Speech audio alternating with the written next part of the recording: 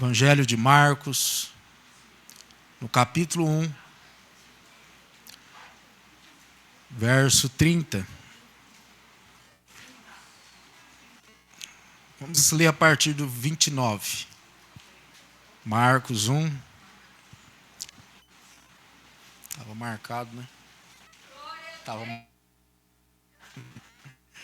Marcos, capítulo 1, verso 29.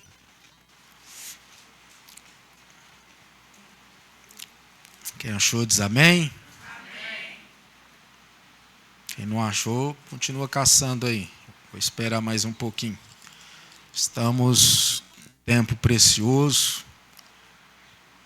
clamando ao Senhor por cura, por libertação. Amém? Vamos lá? A partir do verso 29 de Marcos, capítulo 1, que diz: E logo saindo da sinagoga, foram à casa de Simão e de André, com Tiago e João. E a sogra de Simão estava deitada, com febre, e logo lhe falaram dela. Então, chegando-se a ela, tomou-a pela mão e levantou-a, e a febre a deixou, e servia-os. E tendo chegado à tarde, quando já estava se pondo o sol, trouxeram-lhe todos os que se achavam enfermos e os endemoniados. E toda a cidade se juntou à porta, e curou muitos que se achavam enfermos, de diversas enfermidades, e expulsou muitos demônios, porém não deixava falar os demônios, porque o conheciam. Amém? Pode sentar glorificando ao nome do nosso Senhor Jesus. Irmãos, estamos aqui diante de uma palavra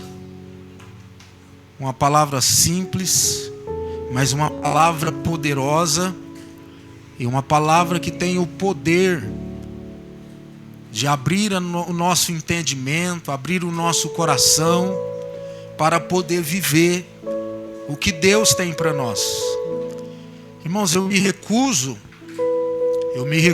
a acreditar que dos dias que nós estamos nesta campanha, apenas uma pessoa recebeu cura. Eu me recuso a acreditar nisso. Tenho certeza que muito mais pessoas foram abençoadas de alguma forma. Só que o grande problema nosso, o grande problema dessa geração é que nós somos muito bons para pedir oração, somos muito bons de pedir a Deus por milagre, por cura, mas somos péssimos para agradecer. Somos péssimos para agradecer. E nós precisamos mudar isso, irmãos. Porque o mesmo Deus que operava antes é o mesmo Deus que opera hoje. Algumas pessoas às vezes até perguntam, mas por quê? Que antigamente tinha tanta cura, tinha tanto milagre, muita coisa acontecia. Eu vou falar um pouco sobre isso. Mas além dos fatores que eu vou falar, é porque antigamente muitas pessoas tinham o prazer de compartilhar, de falar das maravilhas que o Senhor estava fazendo, que Jesus fazia. Nós vemos pela palavra de Deus que teve momentos que Jesus operou milagre na vida de alguém e ele diz, olha, só que não fala nada para ninguém, não compartilha, fica em silêncio. Até alguns momentos que Jesus estava já quase no fim de cumprir ali a sua missão, e já havia muitos perseguidores, e aí ele dizia, olha, não comenta com ninguém. Só que as pessoas eram tão gratas, estavam tão agradecidas pelo aquele grande milagre, aquela cura, aquela libertação, que eles não acatavam a orientação de Jesus e saíam compartilhando na cidade. E hoje, quantos de nós, irmão, olha para você, olha para mim, olha para nós.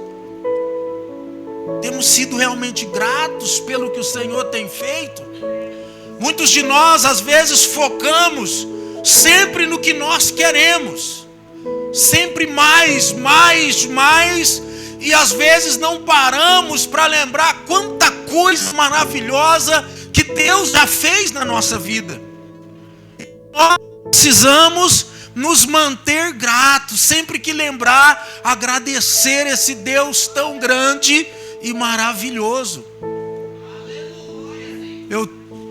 Eu tenho o hábito, irmão, diariamente de acordar e agradecer a Deus por poder acordar e acordar sem dor, sem um problema, diante de tudo que eu já passei com esse transplante e outras coisas. E sempre que eu tenho oportunidade, eu estou falando e compartilhando. Sabe por quê, irmãos? Porque teve gente que fez transplante depois de mim e que já perdeu o transplante. Isso não é motivo de eu me alegrar com essa pessoa, mas é para mim olhar e ver que Deus é fiel e Ele tem cuidado de mim nos mínimos detalhes. Em abril eu estou indo para 4 anos de transplante, pela infinita misericórdia dEle. Tem muitos que faz o transplante cada 3 meses, 4 meses, tem que tomar 1 semana, 7 dias, 9 dias de medicação devido a algumas bactérias, que é normal dar essa bactéria em transplantados devido à imunidade baixa. Mas eu fui uma única vez nesses 4 anos. Então Deus tem sido bom demais comigo. Pastor, mas Deus não te curou da enfermidade. Tem coisa que Deus vai permitir a gente passar para que o nome dele seja glorificado. Só que a gente vai passar e ele vai abençoar. Então, irmãos, precisamos ser gratos ao Senhor. Precisamos ser gratos. Compartilhar. O testemunho edifica pessoas. O testemunho move o coração de pessoas. Na quinta-feira em Itajá tivemos 2 testemunhos maravilhosos desta campanha. Eu não quero acreditar que Deus tenha operado mais lá do que aqui. Mas entrando na palavra aqui, irmãos,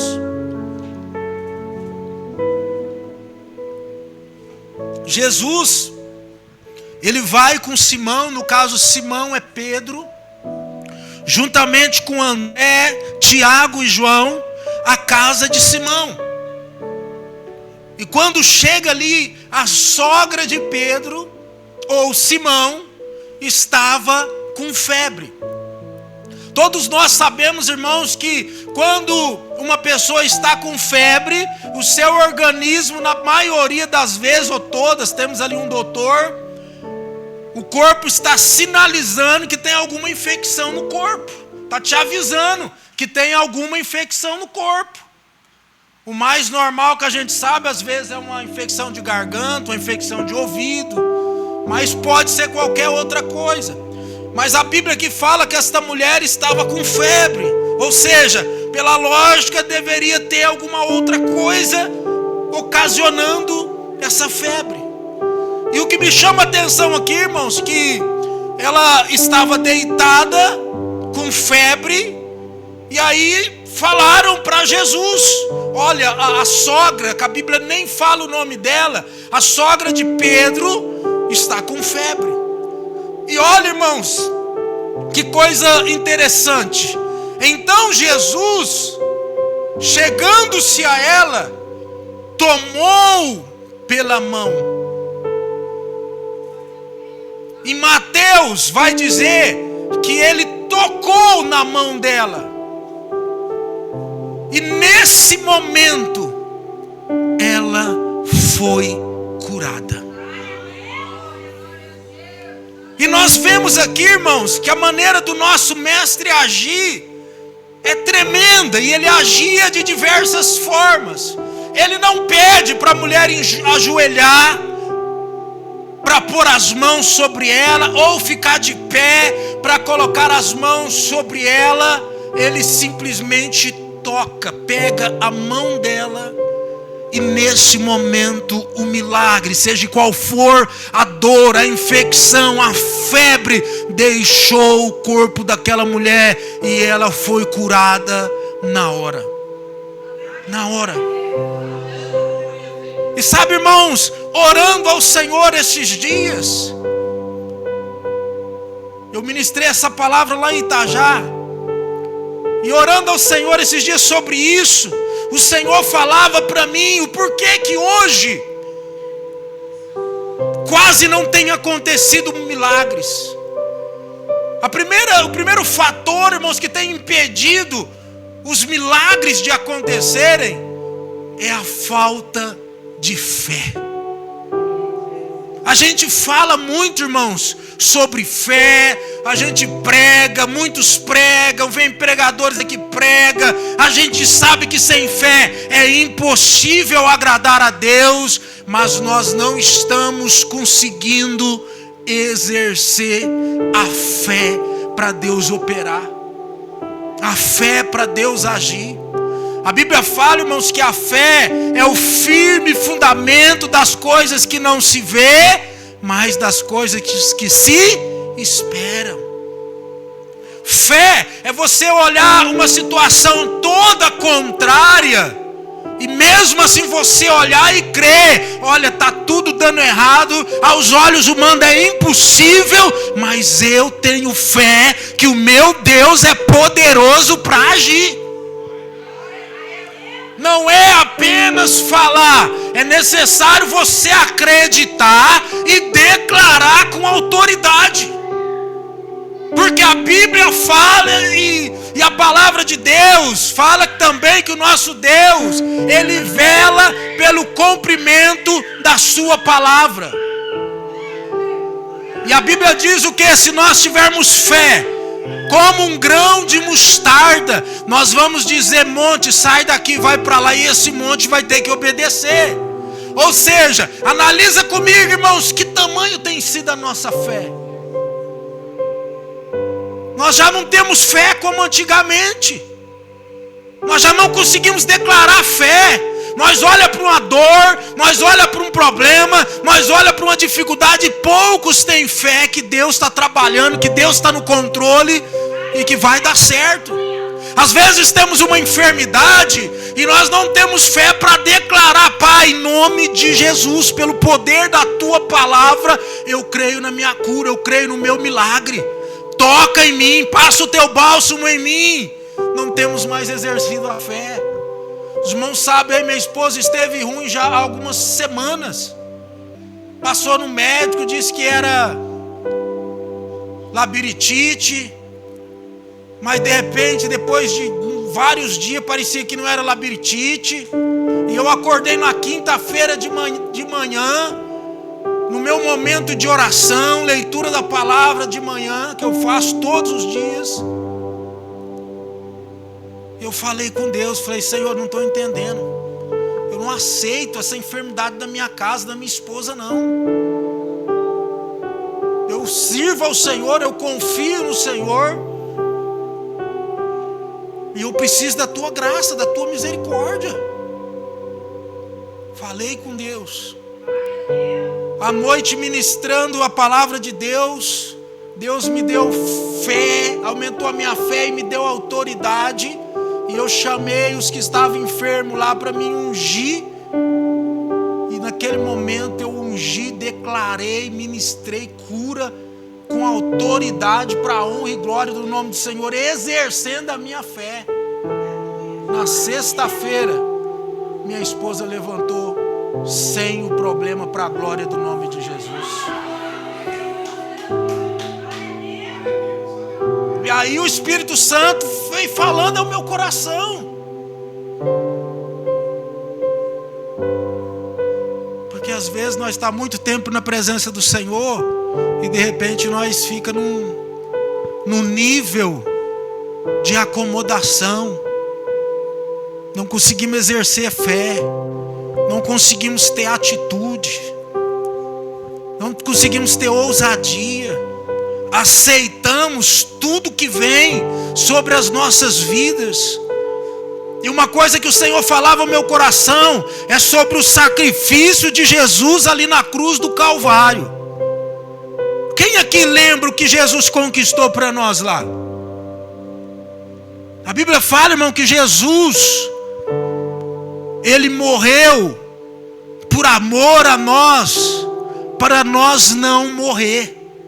Ele sofreu para nós não sofrer. E a Bíblia diz que Ele, preste atenção nisso, Ele levou sobre si todas as enfermidades.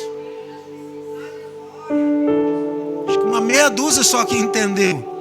Ele levou sobre si as nossas dores, as nossas enfermidades. E aí, sabe o que está faltando em nós, irmãos? É nós tomarmos posse daquilo que o Senhor conquistou na cruz do Calvário por cada um de nós. É nós tomar posse daquilo que Ele conseguiu e fez com que nós tivéssemos direitos. Ele conquistou o direito de viver o sobrenatural, de alcançar milagres, de alcançar curas, de ter a presença dele conosco em todos os momentos. Só que às vezes a nossa falta de atitude, falta de fé, tem nos impedido de tomar posse, tem nos impedido de realmente crer e falar: não, eu sou servo de Deus, por que eu estou aceitando isso na minha vida? E muitos de nós, irmãos, quando eu digo nós no contexto geral das pessoas, quantos estão vivendo uma vida miserável? Quantos de nós às vezes está faltando algo no celeiro? Quantos de nós às vezes estamos vivendo um inferno em casa? Quantos de nós estamos vivendo situações difíceis? E aí alguns acham que não, isso é a minha sina, se eu tenho que passar. Igual eu falei aqui esses dias, alguns declaram e falam: não, mas para mim as coisas é tudo mais difícil mesmo. E quando a gente age dessa forma, irmãos, a gente perde, ou melhor, a gente não está tomando posse do direito daquilo que o Senhor conquistou para nós na cruz do Calvário. E a palavra que eu tenho para o seu coração hoje, irmãos, que eu e você venha primeiro ter fé, e segundo, que nós venhamos tomar atitude. Tomar atitude. São as duas coisas que têm impedido o sobrenatural de Deus na nossa vida. É as duas coisas que têm impedido que as coisas mudem na nossa vida. Que quando a gente olha para a maioria das pessoas, quando a gente olha lá para Jairo, a filha de Jairo, o Senhor moveu o sobrenatural e ressuscitou aquela menina que estava morta. Mas Jairo vai até Jesus. A mulher do fluxo de sangue, ousada, com fé e atitude, vai até Jesus. A fé dela era tão grande que ela diz o quê? Se eu tão somente tocar nas vestes, eu serei curada. Isso é fé. Primeiro fé e depois ação. Por quê? Para tocar nas vestes de Jesus, ela tinha que ir ao encontro e enfrentar aquela multidão. E nós vemos pelo poder da palavra que ela foi curada. Ela foi curada. Quando ela tocou em Jesus, Jesus sem saber de nada, a palavra fala que sai virtude do corpo dele. E o milagre acontece na hora. Jesus vai na casa de Jairo em seguida, porque Jairo havia clamado por socorro. Quando chega lá, irmãos, a filha dele praticamente estava morta. Ali havia aquelas mulheres que eram contratadas quando morria alguém para estar ali chorando. E Jesus, cheio de fé, ele chega lá e diz o que? A menina não está morta, apenas dorme. Glória a Deus. Fé é isso, irmãos. Declarar o que você precisa que seja feito. Declarar o que você quer e não o que a lógica está dizendo. Ela não está morta, ela dorme. E Jesus vai lá, tira aquele monte de gente incrédulo, põe para fora. Porque às vezes, irmão, tem as pessoas que estão conosco, ele não tem a mesma fé e ousadia que nós. Infelizmente tem pessoas que não têm que fazer parte de algumas coisas que nós estamos vivendo e precisando. Que a Bíblia diz que sem fé é impossível agradar a Deus. E não adianta só você ter fé e as pessoas que estão do teu lado murmurando, sem acreditar, não confia no seu Deus. Não, arranca da sua vida e só traz pessoas que têm fé como você e que vai orar e clamar confiando no Deus Todo-Poderoso. Não adianta compartilhar coisas para pessoas que não têm fé, não acreditam nem no seu Deus, não acredita, não teve uma experiência. E Jesus vai lá e traz a menina viva para a glória do nome de Jesus. Quando a gente olha também para dos homens mais conhecidos, cego de Jericó, aquele homem teve fé e atitude. Fé e atitude. Quando ele soube que era Jesus que estava passando, ele faz o quê? Ele tem fé. Eu vou chamar o nome dele, eu vou clamar por ele, porque ele é poderoso e ele pode me curar. Fé e atitude, fé e clamor, e nós sabemos que foi curado. E aí Jesus diz o que, irmãos? Tanto para aquela mulher do fluxo de sangue, tanto para o cego de Jericó, Jesus diz o que para eles? A sua fé te salvou. Você não entendeu ainda, né? Jesus não chegou lá e diz: olha, você teve sorte de eu estar passando por aqui, porque eu sou o Filho de Deus e eu tenho poder mesmo para curar. Não, irmão, não foi isso que Jesus disse. Jesus diz: atua, por tua causa, pela tua fé, você foi curado, você foi abençoado. O nosso mestre está sempre pronto para curar, libertar, transformar, restaurar, mas nós temos que chegar até ele com fé. Nós temos que tomar atitude, porque às vezes a gente quer algo, mas amanhã é dia de oração. Talvez você já tenha orado, mas talvez Deus quer um pouco mais de você. Talvez Ele quer mais oração, Ele quer mais empenho, Ele quer ver você mais comprometido. É igual, por exemplo, eu sei na igreja, irmãos, quantas pessoas que às vezes está com um parente doente, um filho doente, precisa de um milagre. Só que a pessoa não tem atitude e fé de vir aqui na quarta-feira orar e clamar por isso. Aí eu pergunto, irmão, como que Deus vai fazer o milagre? Como que Deus vai curar? Como que Deus vai agir se a pessoa não consegue se mover para estar na presença, orando, buscando, clamando, batendo na tecla e exercendo a fé diante do Todo-Poderoso? E aí depois alguns vão falar: não, mas Deus não cura, Deus não está curando.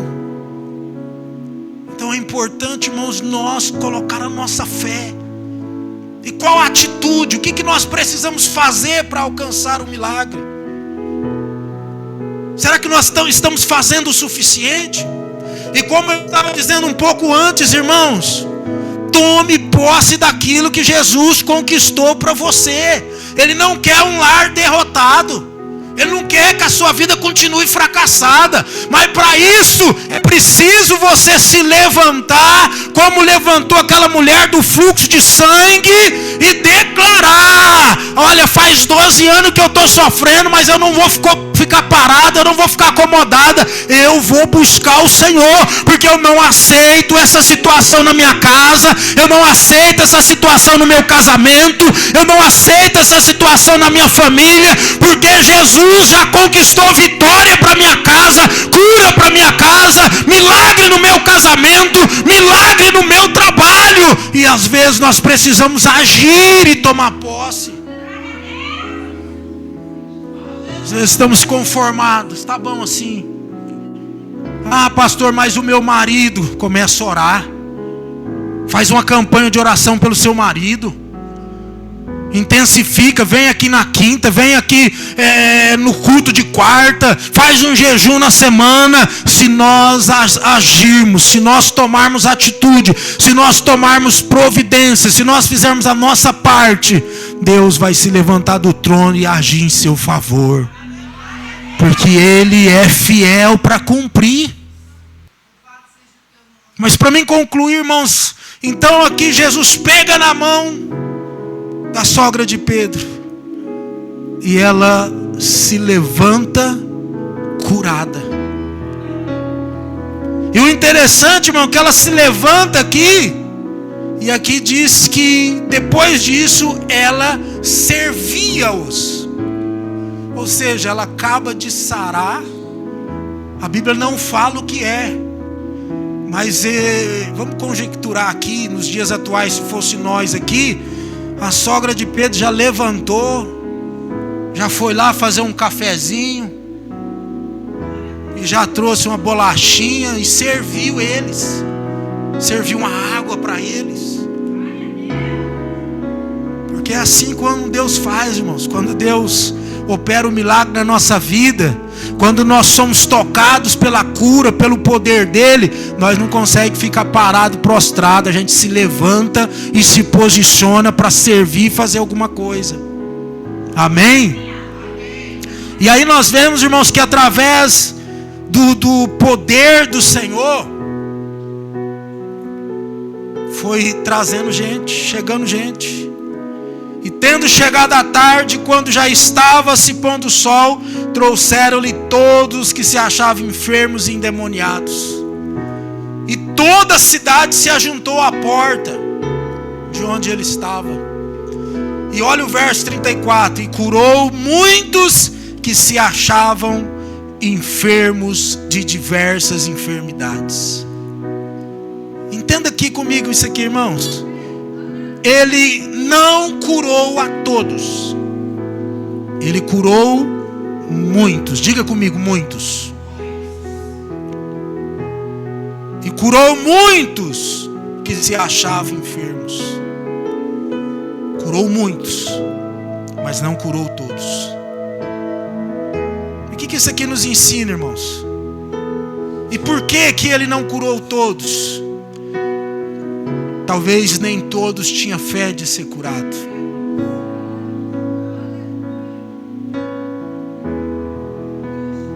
Talvez tinha pessoas que não estavam preparadas para receber o milagre. Poderia ser vários fatores, mas a Bíblia é clara que ele não curou a todos. Porque, irmãos, Deus tem alguns propósitos que a gente não entende. Tem enfermidade que Ele vai curar, tem coisas que Ele vai curar, e tem coisas que Ele não vai curar. Tem coisas que Ele vai fazer e tem coisas que Ele não vai fazer. E uma coisa que eu aprendi, irmãos, nós sempre tem que orar com fé para Ele curar. E se porventura não for essa a vontade dEle, peça para que Deus direcione o médico certo, o especialista certo para tratar do seu problema, para tratar da enfermidade que você tiver. Porque coisa maravilhosa, irmãos, é quando Deus, a nossa vida está totalmente sob o controle dele, E quando Ele não faz do jeito que queremos, Ele direciona para que nós alcancemos o milagre através de um especialista, através do médico, e também somos alcançados e cuidados para a glória dEle. Amém? Porque sim, às vezes eu vejo algumas igrejas de pastores que para ele Deus tem que curar, e se não curou é porque não teve fé. Só que nós sabemos que Deus deixou os médicos aqui também. E também sabemos que Deus não vai curar todos de todas as enfermidades. Porque a maior preocupação de Deus, irmãos, e muitos de nós não entendem isso, a maior preocupação de Deus é em salvar a nossa alma. Amém? Nós estamos aqui com esse corpo de passagem, todos nós. A única certeza que nós deveríamos ter, que a partir do momento que nós nascemos, uma hora nós vamos morrer. Porque esse mundo é passageiro, estamos aqui de passagem. E Deus sabe o tempo de cada um de nós aqui. Só que nós não queremos aceitar isso. Ninguém se prepara para a morte. Tanto é que muitos, por falta de entendimento, se revoltam contra Deus quando perde um ente querido. É fácil perder uma mãe? É fácil perder um pai? É fácil perder um filho? Jamais. Não é fácil. Até porque Deus não criou Adão e Eva para que o homem fosse separado de Deus. Nós passamos a ter esse sofrimento depois do pecado de Adão e Eva, que gerou o quê? O distanciamento com Deus. E aí o pecado, a recompensa do pecado passou a ser a morte. E por isso dói tanto perder uma pessoa, porque nós não fomos criados para perder ninguém, mas o pecado ocasionou isso. E nós vamos nos preparar para isso. Então entenda que a maior preocupação de Deus é que um dia você esteja à direita dele. Amém? É esse o cuidado que Ele tem. É essa a maior preocupação. Quando você orar com fé, Ele vai agir, Ele vai curar, Ele vai cuidar de nós nessa trajetória. Mas a preocupação final dEle é com a nossa alma, em salvar a nossa alma, é de livrar a nossa alma do inferno.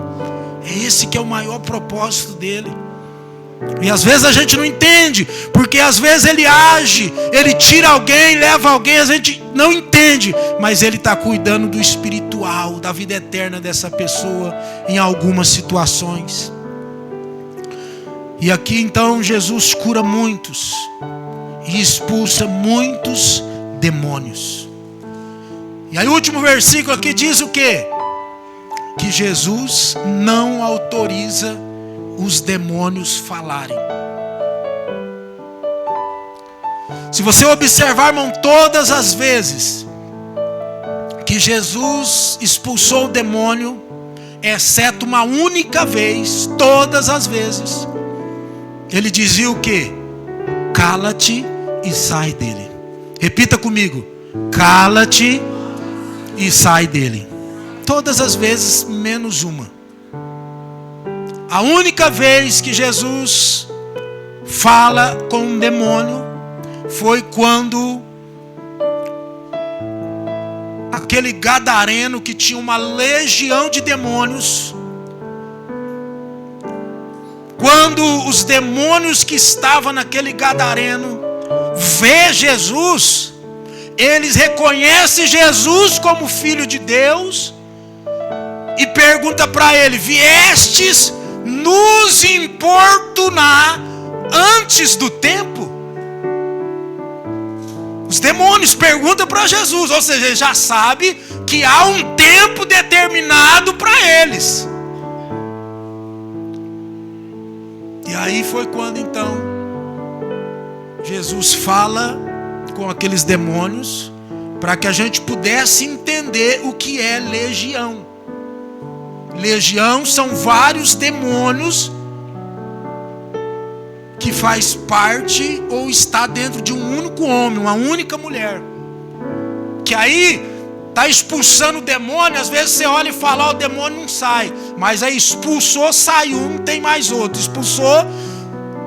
E para você o tanto que é sério, quantos demônios tinha naquele gadareno?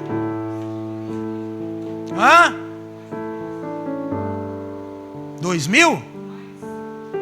2.000 ou 3.000? 3.000 demônios. E como nós sabemos disso? Os demônios pediu para Jesus, olha, permita-nos, nós vai sair deste homem, mas permita que a gente entre naqueles porcos. Não nos mande de volta para o inferno. Permita que a gente entre naqueles porcos. Eu estava até falando em Itajá, e já vou concluir. Por que aqueles eram demônios? Por que eles não queriam ir para o inferno? Nós sabemos que o inferno, irmãos, ele é muito organizado. A Bíblia fala sobre demônios, principados, potestades, são organizações demoníacas. E cada demônio são direcionados com um propósito. Tem demônios para trabalhar, para destruir seu casamento. Tem demônios direcionados para te levar ao vício de drogas, cigarro, pinga, tudo quanto é cachaça, para destruir a sua vida. O diabo, ele não vai chegar em você e falar, olha, eu quero que você venha comigo para o inferno, porque você não vai querer ir. Aí ele faz o quê? Ele coloca os vícios. Os vícios desagradam a Deus, e os vícios vai te matar. E quando você morre nos vícios, para onde você vai? Para o inferno.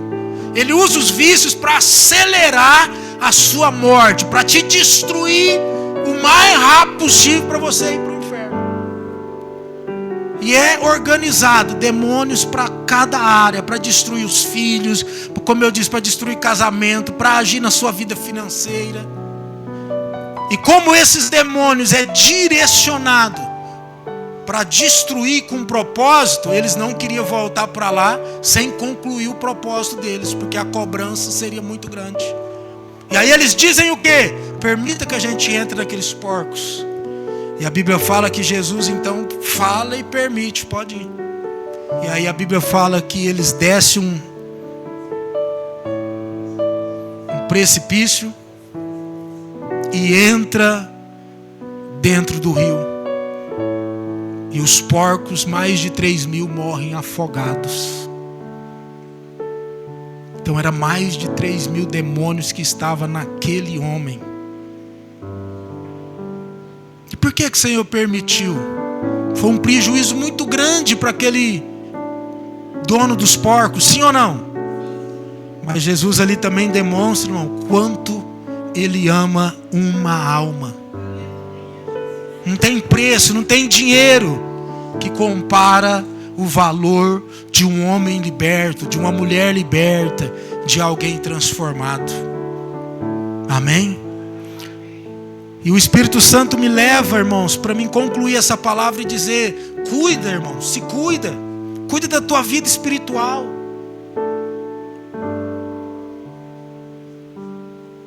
Cuida da sua vida espiritual. Não deixa a sua vida ficar uma rotina que a vida está levando, mas cuide. A Bíblia fala, irmãos, que quando você estava lá no mundo, e eu já vou encerrar, quando você estava lá no mundo, antes de aceitar Jesus, havia um demônio que habitava em você. Quando você ergue a sua mão, aceita Jesus como seu único, suficiente Salvador, decide servir a Jesus, o Espírito Santo entra em você, na sua casa, na casa dele, expulsa esse demônio, limpa, purifica, e esse Espírito Santo faz morada dentro de você. Quantos aqui tem o Espírito Santo morando, cuidando dessa casa? Glória a Deus. Só que, irmãos, eu e você precisamos cuidar constantemente para que o nosso Senhor Jesus continue morando dentro da nossa casa. A Bíblia fala, irmãos, que esse demônio que habitava aí, ele vai para lugares desertos, lugares áridos, secos. E de repente, ele lembra lá da casa dele, que era você, que era eu. E aí ele vem. Se ele achar essa casa vazia, se porventura o Espírito Santo não estiver fazendo morada aí, se de repente você não está vigiando, pecando, fazendo coisas que desagradou o Espírito Santo e ele saiu. Quando a pessoa vai desanimando, esfriando, e aí ele decide, começa a deixar de vir na igreja um culto, 2 cultos, e o Espírito Santo já não está mais nele. A Bíblia fala, irmãos, que esse demônio vem para fazer morada e traz mais 7. Essa pessoa outrora que tinha um demônio trabalhando na vida dela para destruir ela, agora são 8 trabalhando para destruir a vida dela. E o último estado dessa pessoa é terrível. Sabe por quê? Porque às vezes, antigamente ele estava no mundo, ele só bebia uma cervejinha. Agora com esses demônios habitando nele, ele vai passar a fumar, ele vai passar a beber a pinga pura, ele vai começar a fazer, adquirir vários outros vícios que esses demônios vai estar colocando na vida dessa pessoa para destruir ela totalmente. Você está entendendo, irmãos, o quanto isso é sério? Ou seja, Deus nos ama, enviou o seu Filho para nos salvar, e Ele quer nos abençoar, mas nós não podemos brincar de ser crente. Nós não podemos ficar vivendo uma vida meia boca, com um pé na igreja, um pé no mundo. Às vezes é cristão aqui, mas lá no serviço xinga, faz coisas terríveis que não é coisas de um cristão. Você está dando brecha, irmãos, para o inimigo agir. Então vamos se posicionar diante de Deus, irmãos. Vamos colocar a nossa fé em ação. Vamos tomar as atitudes que precisamos tomar. E vamos estarmos vigilantes. Que a única coisa, irmãos, que o inimigo precisa, a única coisa que autoriza ele de tocar em você, de tocar na tua família ou tocar na sua casa, a única coisa que ele precisa é de uma pequena brecha. Uma pequena brecha. Você abriu a porta ali um pouquinho assim, ó. Pronto. É isso que ele precisa para entrar e começar a fazer bagunça. Se coloque de pé.